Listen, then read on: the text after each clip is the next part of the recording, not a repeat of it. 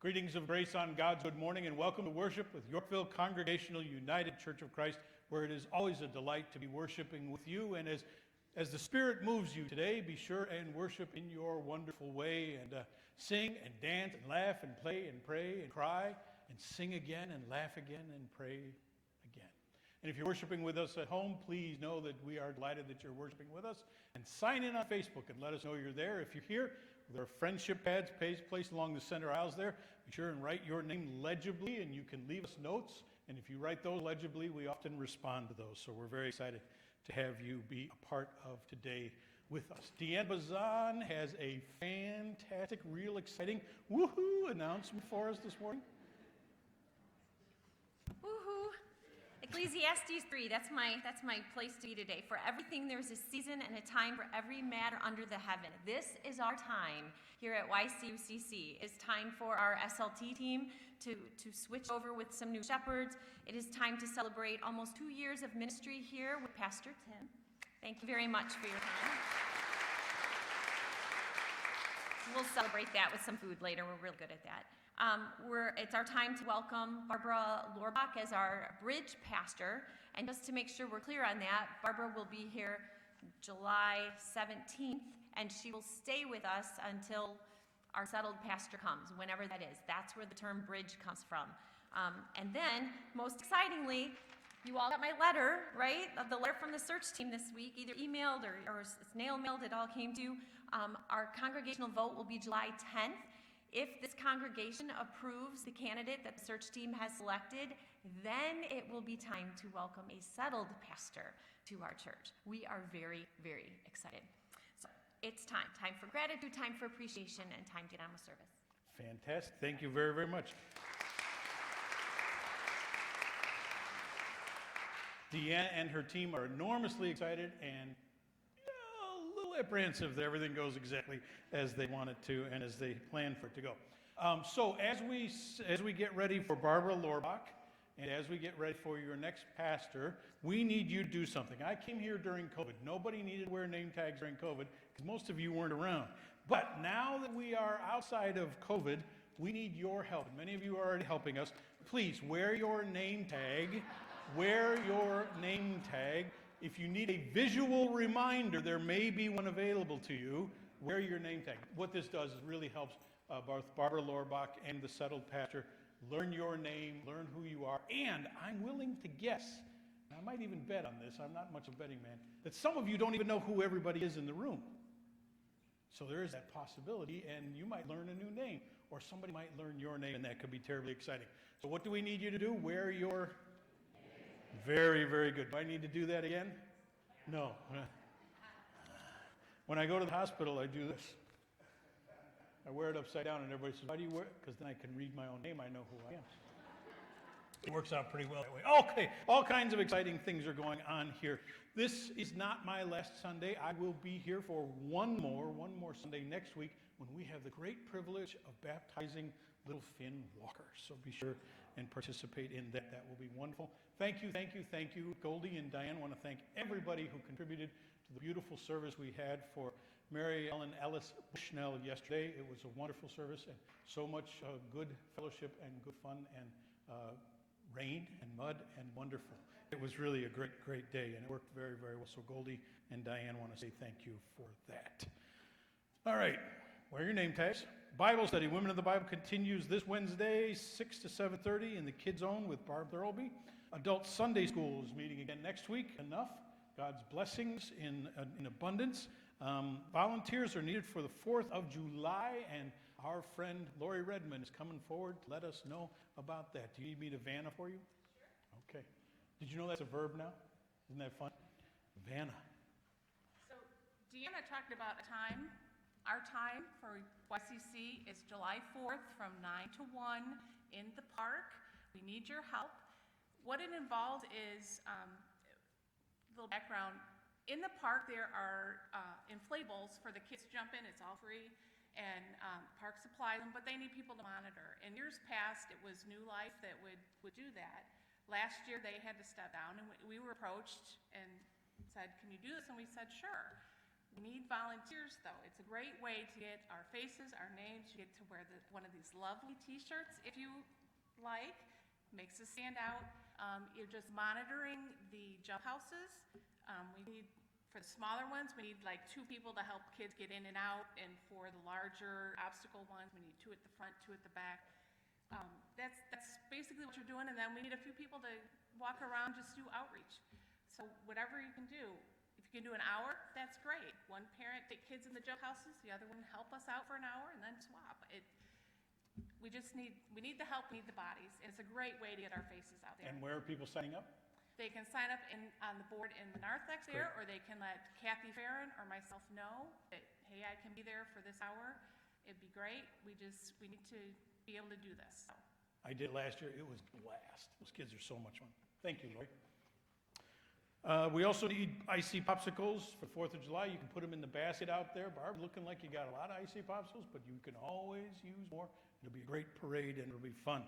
On Wednesday, July 6th at 5 p.m., join the green. Oh, have you seen the awning, the solar awning in the back on the south? It's beautiful. And on the 6th at 5 p.m., the green group is going to have a celebration of that, the installation of the solar awning. Be sure and participate in that. It will be an absolutely wonderful, wonderful time. I smell fried chicken. There's rumor that there's going to be a party after this in Fellowship Hall. You all are welcome. Goldie, is there going to be enough food? Oh, there's always enough food, and it will be an absolutely wonderful time. So be sure and take part in that as well. Fred Gabler is our liturgist today. Would you rise as you are able?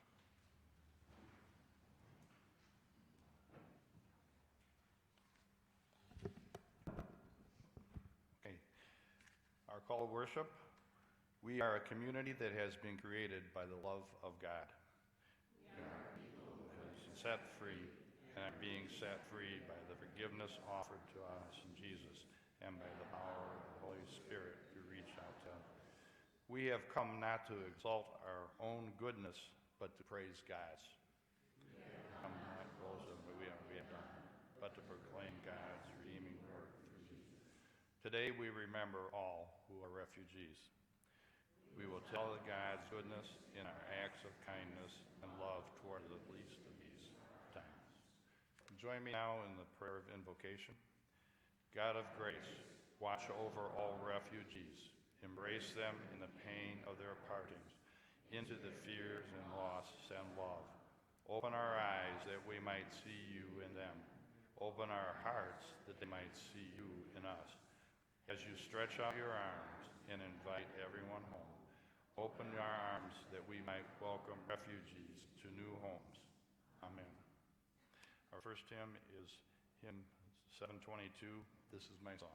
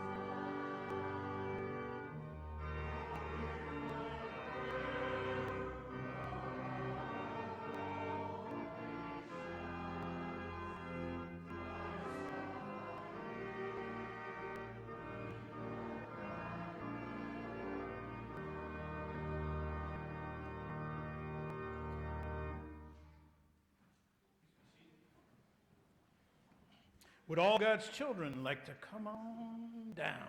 Hi, guys. Hello, hello, hello, hello. How is everybody today? Good to see you. Good to see you.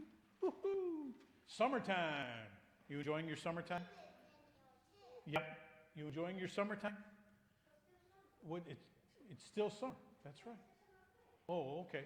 And summer is a great deal of fun. And then what happens in the autumn? Do you go back to school? Do any of you go to school? No, not yet. You will soon. No? Yeah? Okay. I'm with you though, buddy. I'm with you.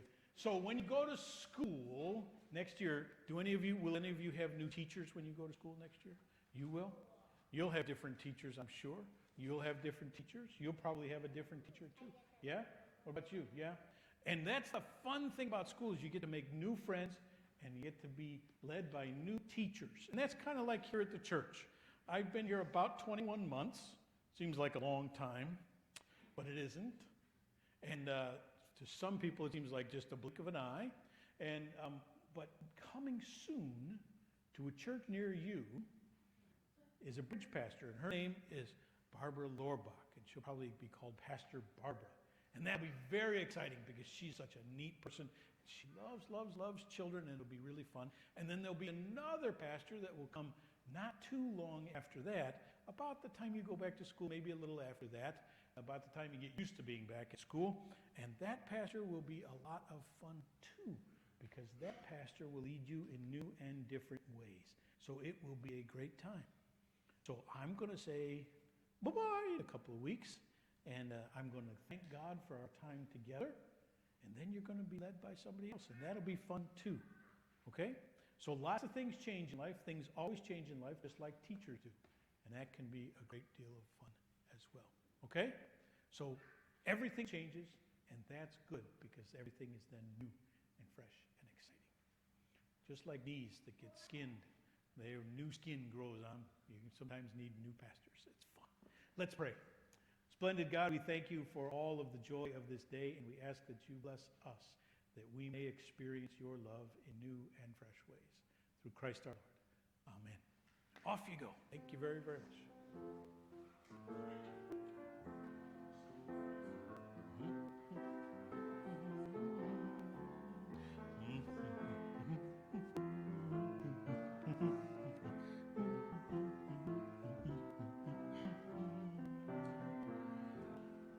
We come to the time of prayer, and we are delighted to be sharing with you in prayer. The beautiful flowers with us here today are left from the celebration of life service that we had for Mary Ellen Ellis Bushnell, and we need to keep her family in our prayers. If you are worshiping with us online, please take this opportunity for your own personal prayer.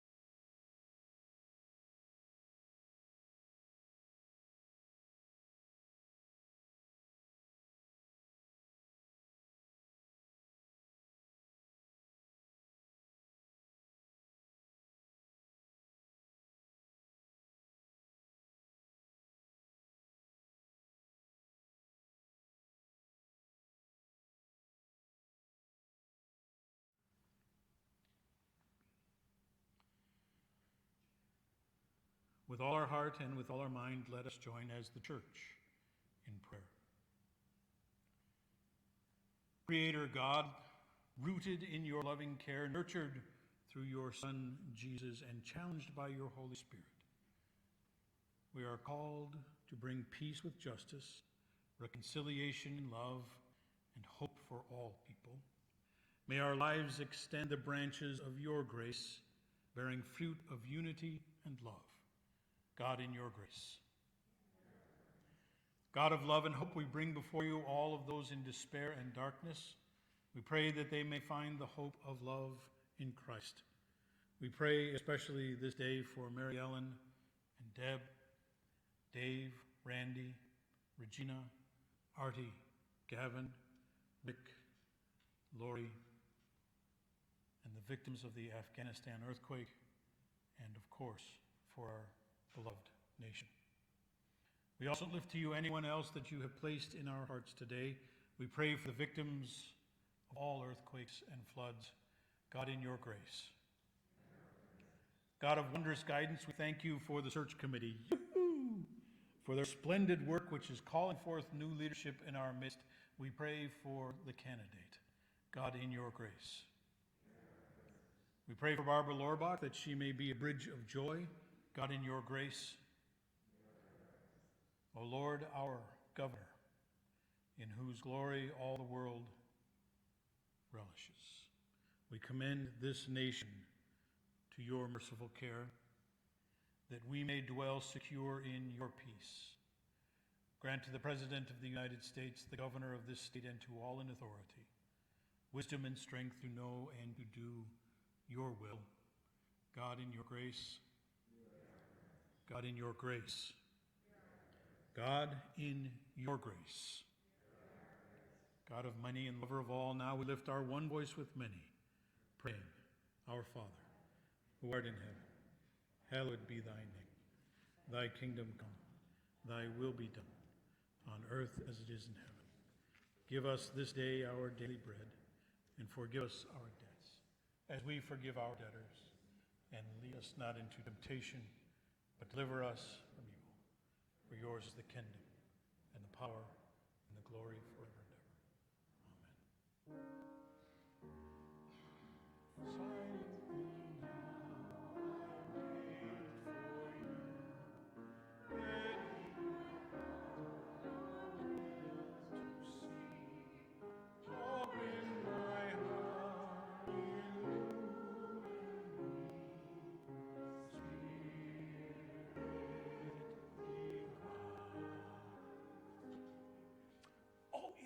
So good to give and to give generously, because God gives to us so generously. We come to the time of offering here, and if you are with us here today in the room, please place your offering in the offering box there in the back, and have fun with that. And then if you are worshiping with us at home, please check out the website there, and you are able to make wonderful contributions through that website.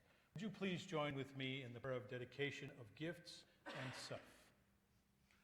For the wondrous gift of life, we are thankful, O God. Your generous outpouring of grace reminds us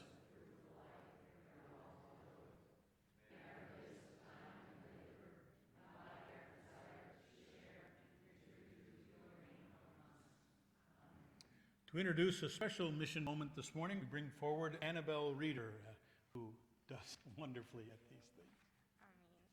Kinda. Okay.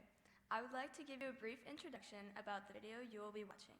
The video is a poem written and performed by Untitled Mahmood called Devotional, Our Land. Untitled Mahmood is Sudanese-American slam poet who has supported the work of UNHCR, the UN Refugee Agency, since 2016, and was appointed as a UNHCR Goodwill Ambassador in June 2018 after giving the opening night performance at TEDx Kakuma Camp, first ever TEDx event held in a refugee camp. Born in Khartoum, Sudan, before later moving to the United States, Emmy has used her talents to raise awareness around the refugee cause. Emmy and UNHCR have collaborated on works including How Am I to Celebrate, which shines light on the millions of refugees marking Ramadan away from their homes and loved ones, Boy in the Sand, dedicated to Alan Kurdi on the first anniversary of his death, Head Over Heels, to mark the announcement of the millionth South Sudanese refugee entering Uganda, and a procession of misfits which speak to themes of home and belonging. For World Refugee Day 2020, Emmy wrote a special poem entitled The 7 Stages of Grief During Coronavirus. Emmy used her voice to highlight the devastating impacts of climate change on refugees. Devotional meaning our land in Arabic, was inspired by consultations with refugees in Cox's Bazar, but in Bangladesh, Manawu camp in Cameroon, and Azhar camp in Jordan, where she also traveled to meet Syrian refugees involved in a solar power project. Climate change is the deafening crisis of our time, and disaster placement one of its most devastating consequences. Entire populations are already suffering the impacts, but vulnerable people living in some of the most fragile and conflict-affected countries are often disproportionately affected. Refugees, internally displaced people, and the stateless are on the front line of the climate emergency. Many are living in climate hotspots where they may be exposed to secondary displacement and typically lack the resources to adapt to an increasingly hostile environment. Every person has the right to seek safety, whoever they are, wherever they come from, and whenever they are forced to flee. Enjoy the video and please visit the table in the narthex or talk with a Love Your Neighbor person for ways to help refugees.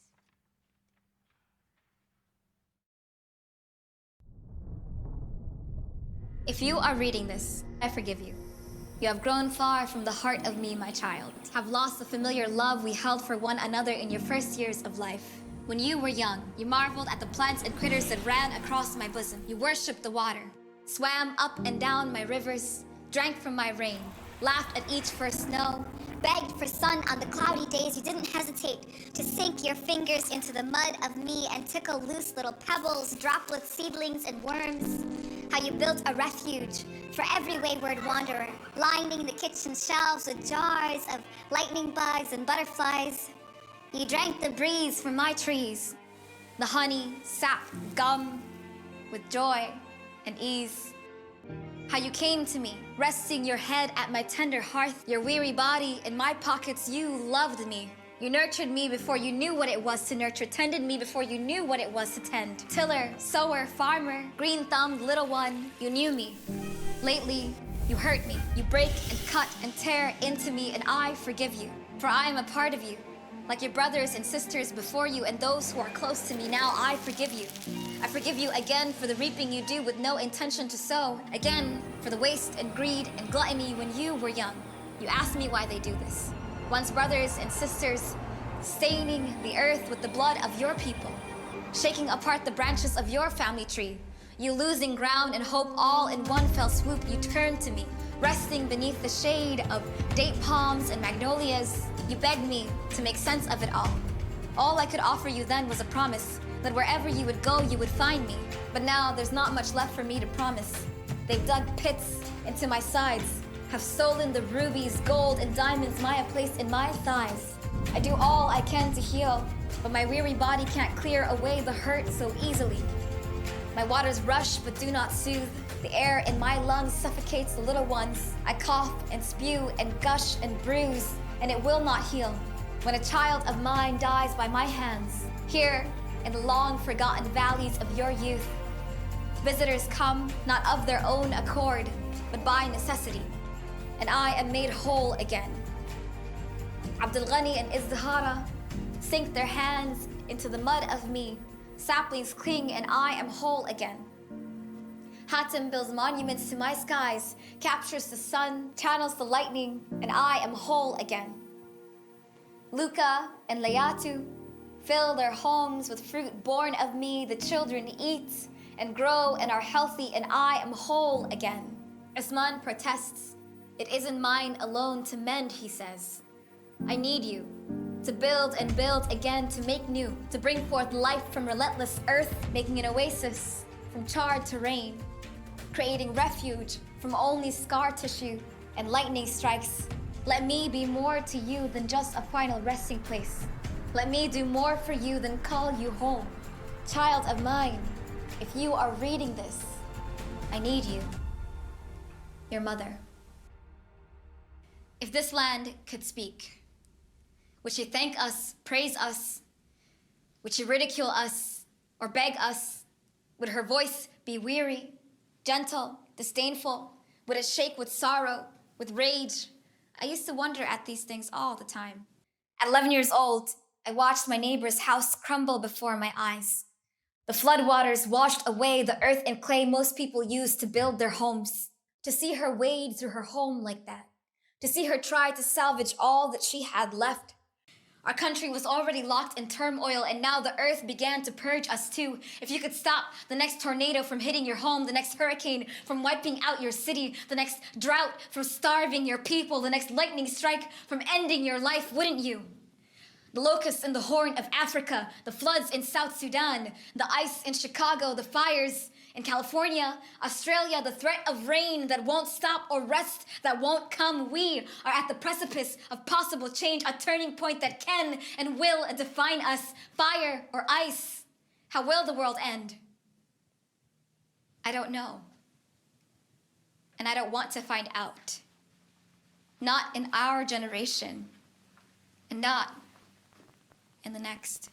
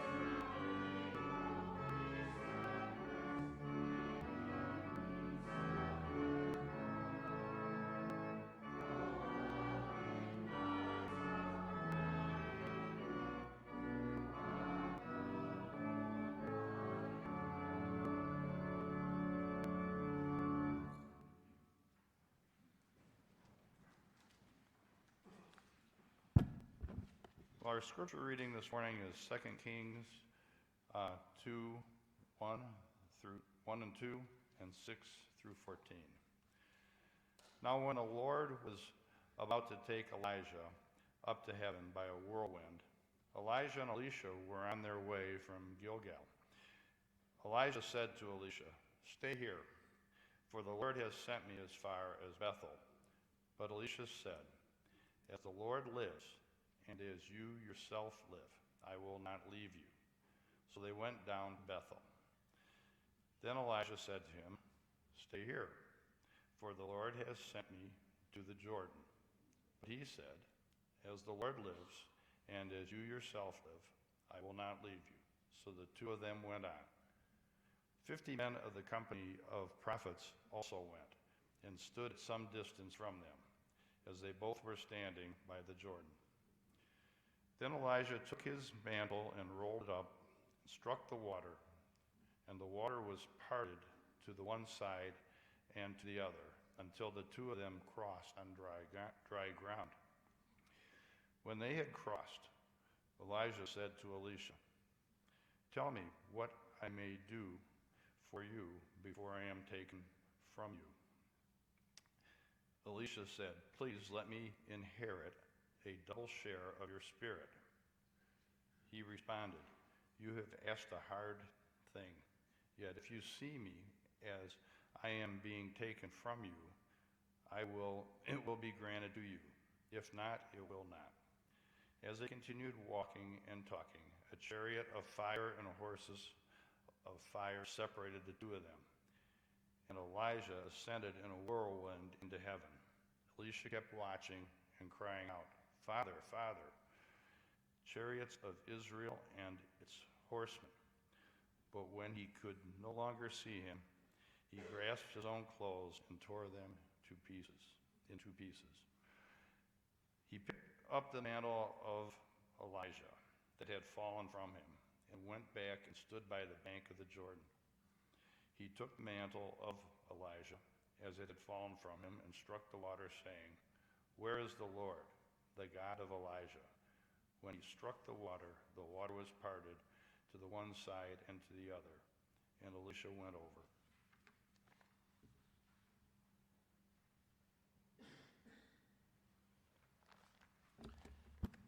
Will you pray with me?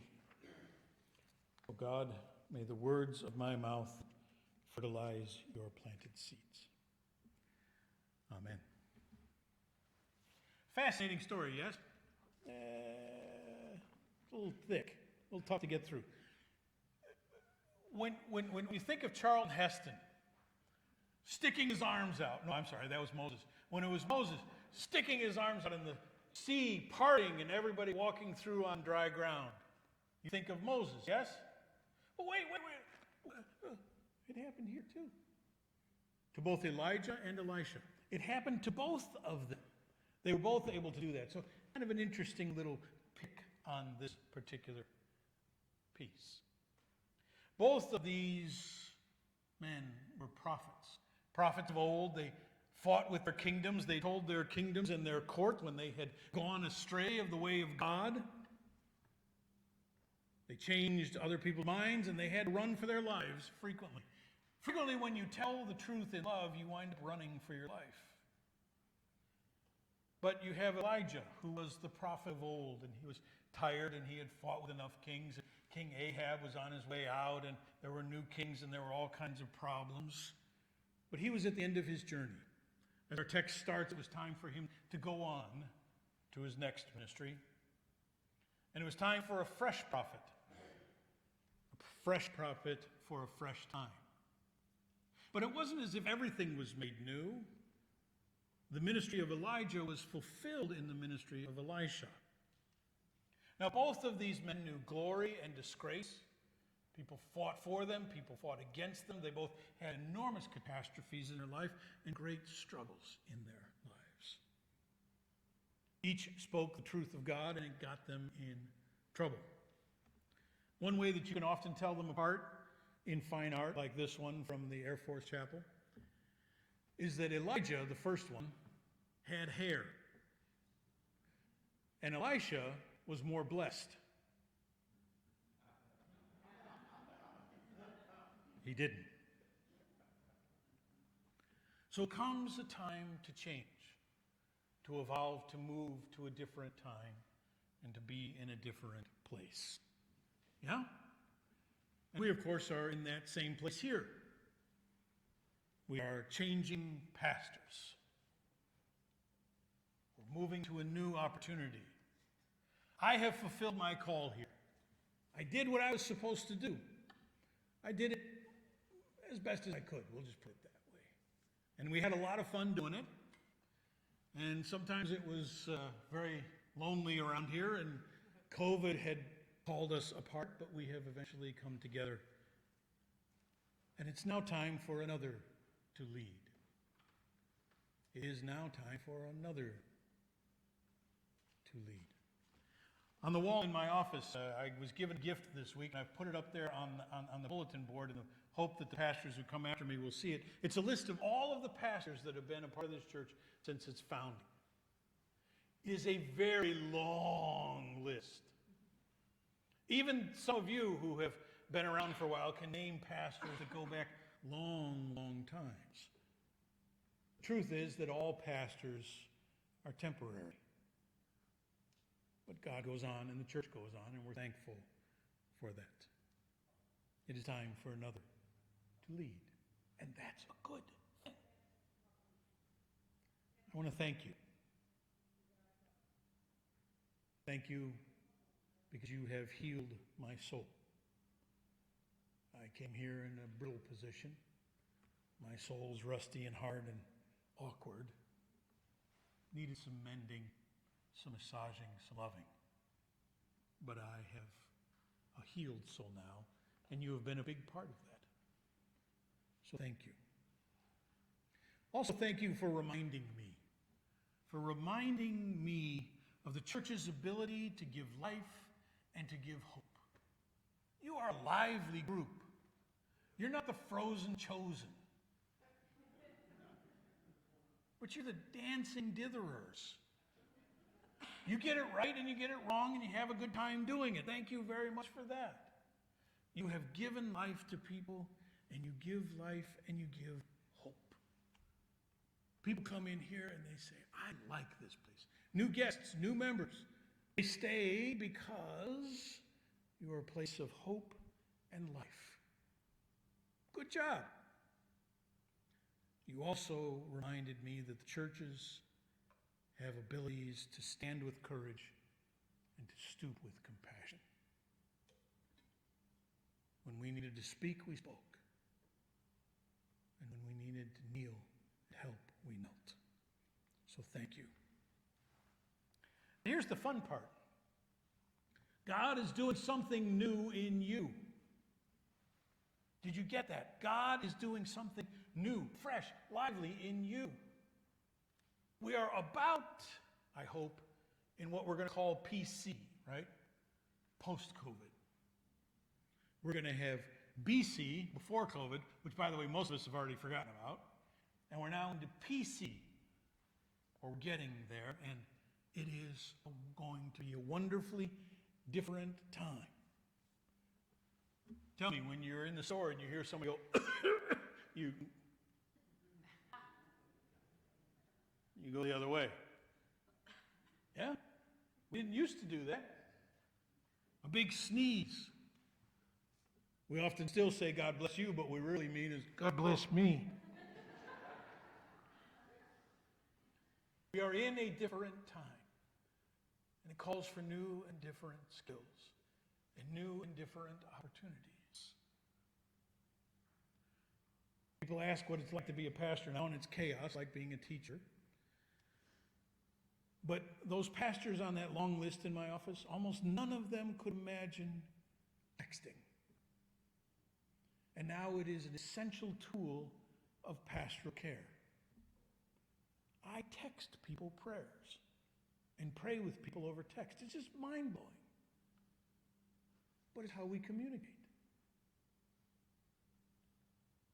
Those of you over 50, do you ever call your children? They don't answer, do they? They text back and say, what do you want? And you can text back and say, I want to talk to you on the phone, but that doesn't go because they text back, why?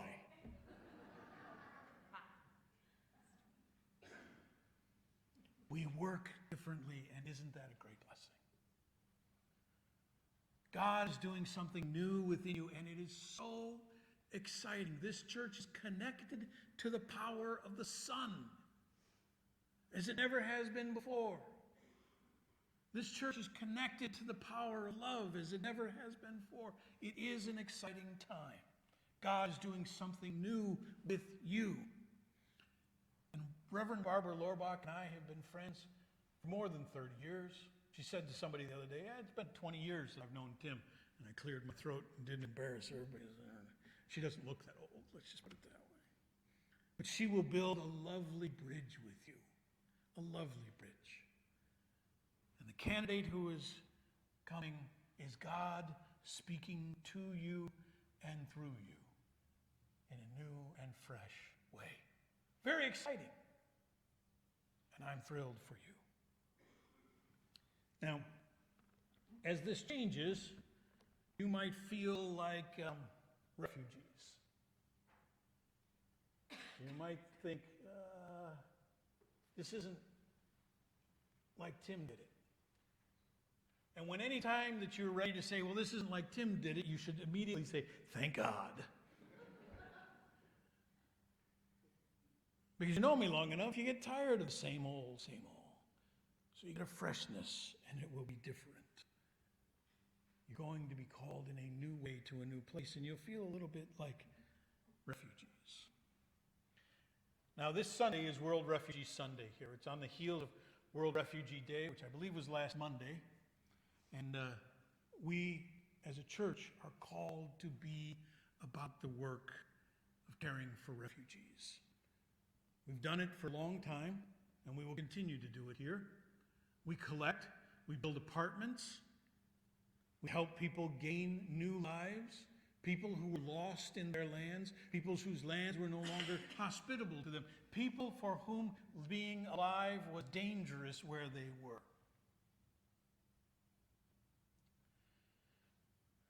A friend disagreed with his father on politics all the time. His father was ultra-conservative and had no place in his political imagination or in his religious imagination, which he had very little of, for immigrants, refugees. And supported candidates, I'm saying a lot here without saying anything, who supported that passion. Late in his life, he was sitting with his son near death and had a conversion away from that candidate, that passion, that anger, that fear of others coming to share in what we blithely call inaccurately the American dream. He said, finally, that when he thinks of his children, that he would do anything for his children, anything to give his children any opportunity that they could grasp, even walking across a continent and a desert and a river to a place where you don't speak the same language and starting over again with nothing. How many of you have children? And how many of you would do that twice or more? Me too. The church is welcoming refugees from Afghanistan into the communities surrounding us, and refugees from the Ukraine. And isn't it wonderful that we get to help people start over and have a new life? And now with the Afghan earthquake that was so enormously devastating, there will be more refugees. Good. Let's make some room. Let's make that possible. And then in the video, and thank you, Annabelle, for a wonderful introduction, and Annabelle included this in her introduction, there are now climate refugees. What was it, 1 in 4 people who are refugees are climate refugees? Meaning that as climate change takes hold in the world, they can no longer live where they live. Miami, one of our great cities, is scrambling. It's a nice pun. They're scrambling to get high enough to come out of the water so that all of Miami doesn't become a refugee place. The whole of Florida could just get gone. That's an interesting thought. Here's another one. We have international refugees crossing international borders. And we have climate refugees who are adjusting to climate. And there are what are called internal refugees. And an internal refugee is somebody who can't stay where they are because it is unsafe for them as a person to stay where they are. Things have changed, and their life is threatened. Are you with me? Abandoned and battered women in the United States become internal refugees when they must flee their places of home and safety because they are no longer home or safe. Where they live is no longer life-giving. They must run and change.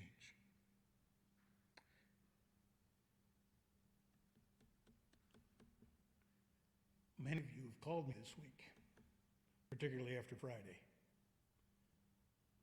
Angry, hurt, unimagined, confused. And all I can do is listen because I'm confused too. There will be internal refugees in the United States because some women are now living where they must flee because where they live will cause them to die. There will be internal refugees because there are places in this country where people must flee or be locked up for life if they seek medical treatment.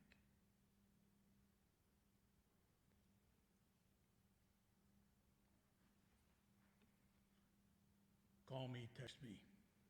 I will listen. If you need help, we're here. And as you can tell, I've been struggling with what to say about this. About the whole of the events of this past week. Because there have been great things that have happened in my life in the past week, things I'm enormously proud of and delighted about. But this past week has been fascinating because there have been threats to people who are living openly with pride. Because gun violence is sure to increase. Because we now have legitimate state sponsorship of religious schools. And we have just become a nation more divided than ever before.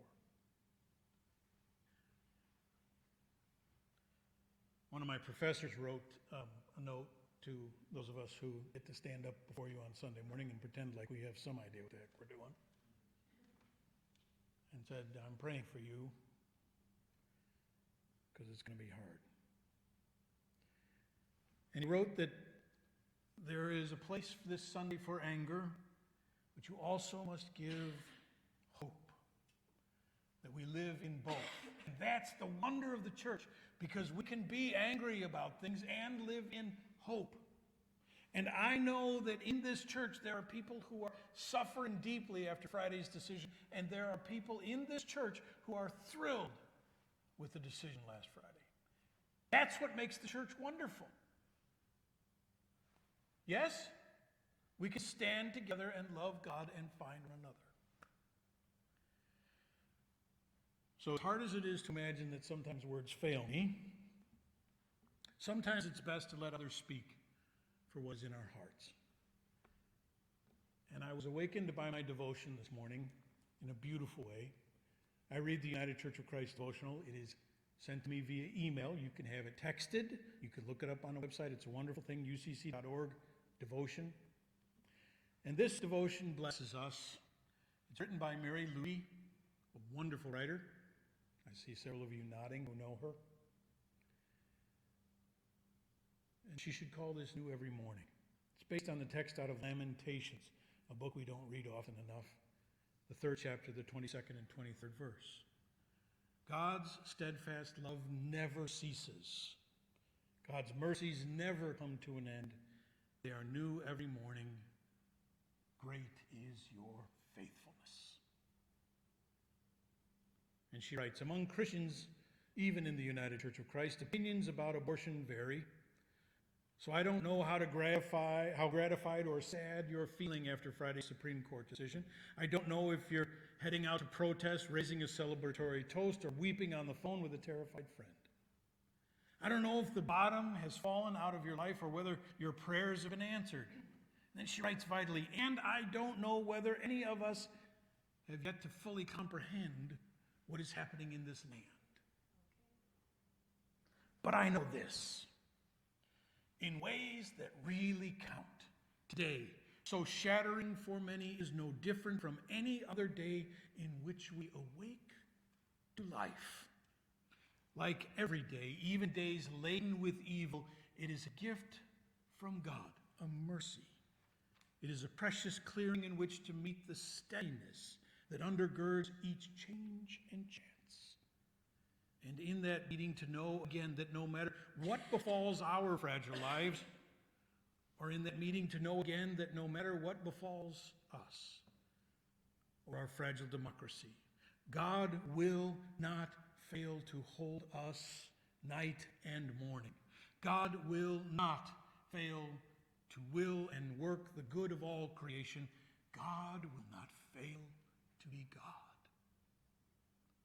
Which is not to paper over the dangerous divide among us, nor to deny the deep foreboding that stirs in the attentive heart.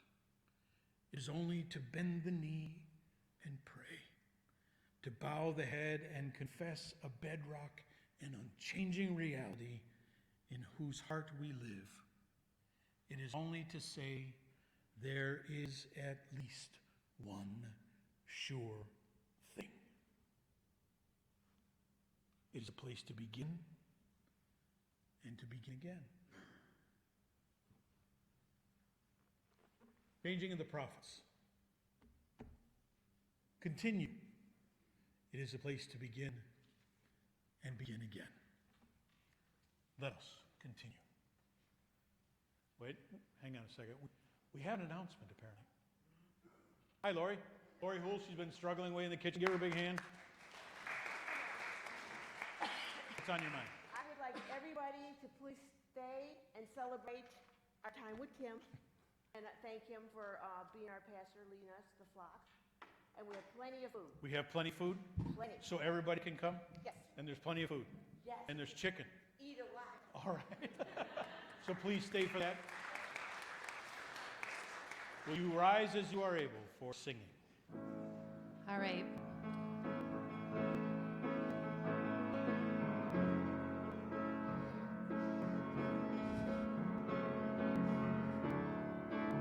Shall we worship together one more time? Here we go.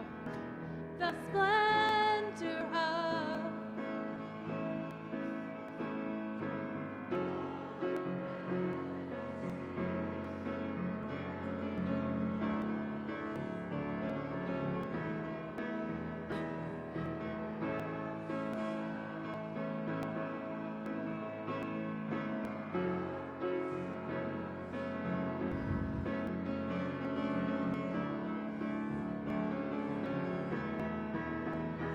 how great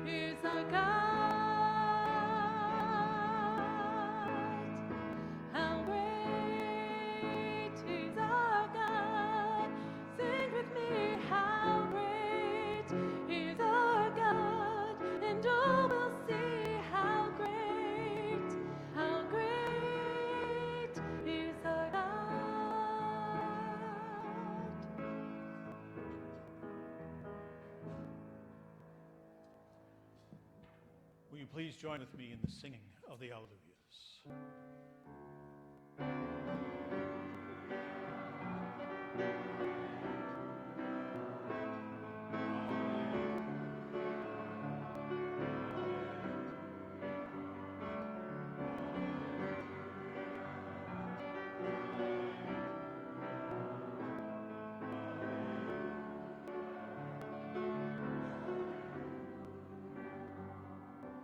May God bless you and keep you. May God's face shine upon you and be gracious unto you. May God look upon you with kindness and give you peace.